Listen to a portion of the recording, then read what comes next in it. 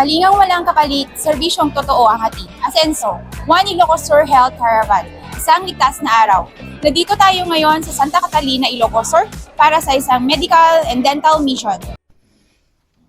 Sa patuloy na pagsulong ng serbisyong pangkalusugan para sa mamamayan, nakibahagi ang mga nurse personnel ng Bureau of Fire Protection Ilocos Sur sa isinagawang medical and dental mission sa Farmers Civic Center Auditorium ng Santa Catalina, Ilocos Sur noong June 2, 2026.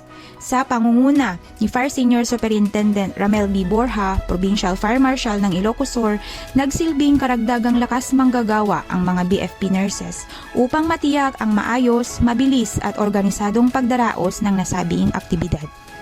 Ang Medical and Dental Mission ay pinangunahan ng Philippine Charity Sweepstakes Office o PCSO, katuwang ang lokal na pamahalaan ng Santa Catalina, ang pamahalaang panlalawigan ng Ilocos Sur, at iba't ibang sektor na nagkaisa para sa kapakanan ng komunidad.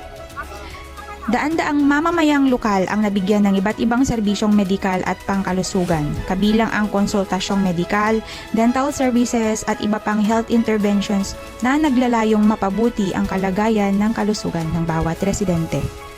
Bahagi rin ng programa ang bloodletting activity, kung saan maraming voluntaryo ang nagbahagi ng kanilang dugo upang makatulong sa mga pasyenteng nangangailangan ng agarang supply ng dugo. Ang gawaing ito ay hindi lamang nakapagligtas ng buhay, kundi nagsilbi ring simbolo ng malasakit at pagkakaisa ng komunidad. Yes, good afternoon, Doktora. Pwede po kayong magpakilala sa atin? Good afternoon to everyone. I'm Dr. Mary Christine Villar, the Municipal Health Officer of LGU Santa Catalina. Yes, thank you, Doktora. Ano pong masasabi niyo, Doktora, regarding sa naging activity ngayong araw na ito? Itong activity ito ay napakahalaga sa ating lahat dahil na-cover natin lahat ng ating kababayan na nangangailangan ng tulong at yung gamot na mabigyan sila ng libre, ma'am. Yes. Kamusta naman po ang naging pagtulong ng mga taga-BFP dito sa activity na ito? Yes, itong event na to, ma'am, hindi natin to masasabing successful kung hindi po tayo nagtulungan sa isa't isa, especially yung agency niyo po na BFP from the very start naman po, ever supportive naman po talaga sa aming taga-LGU. Bali, ang malaking participation niyo po, yung pag-conduct ng assistance, saka po yung sa bloodletting natin. Bali, 3 weeks ago, ma'am, nag-conduct din po tayo ng bloodletting with LGU Santa Catalina po. Tie up with BFP po, headed by Sir Robby. Yes. Kamusta naman po ang naging activity?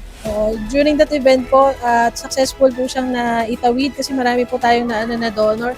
And hopefully, hindi po yun yung last na makikipagtulungan po ang ahensya ng BFP sa aming taga-RHO and LGU Santa Catalina po. Kasi napakalaking bagay po nung ginampanan yung role na makibahagi po para sa kalusugan ng ating nasasakit. Maraming salamat, Doktora. Thank you, ma'am.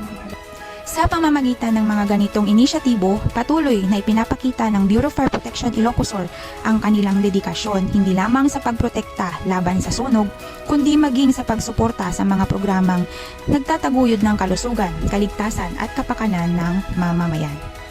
Sama-sama nating isulong ang isang mas malusog, mas ligtas at mas matatag na pamayanan. Magandang araw po, sir. Mari po ba kayong magpakilala po sa ating lahat?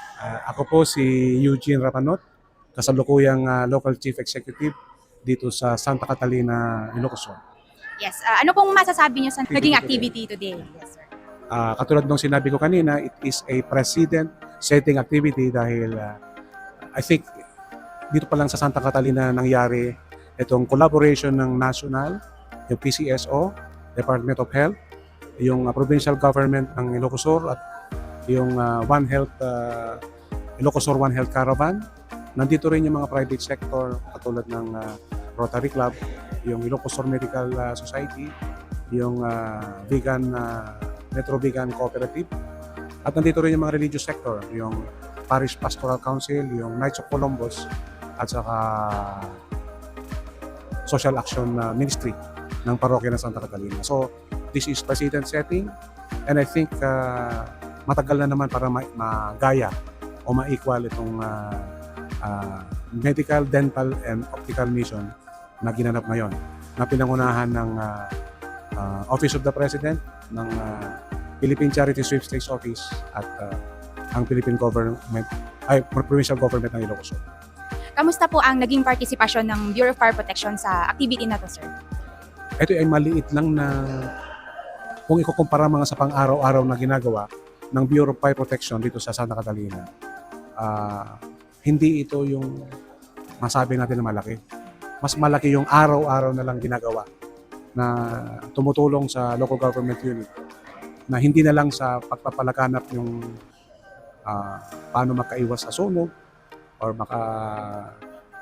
yung iba related sa functions or for duty ng Bureau of Fire Protection.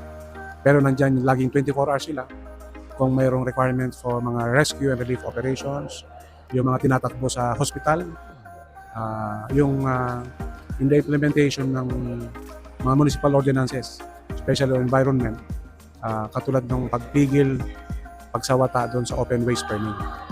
Mas ito yung mga pang-araw-araw na nandyan lagi ang Bureau of Fire Protection para tumutulong sa local government unit ng Santa Catalina. Muli po, in behalf of BFP Ilocos, sir, maraming salamat po sa naging suporta sa amin, sir. Maraming salamat din. Thank you. Ang BFP at iba pang mga ahensya na lumahok ay nagtulungan ng maayos upang maihatid ang mga mahalagang serbisyong ito na nagpapakita ng matibay na pangako sa kalusugan ng publiko at suporta sa komunidad. Muli, ako si FO3 Charito Abille para sa BFP TV Ilocos Region 1, Ilocos Sur.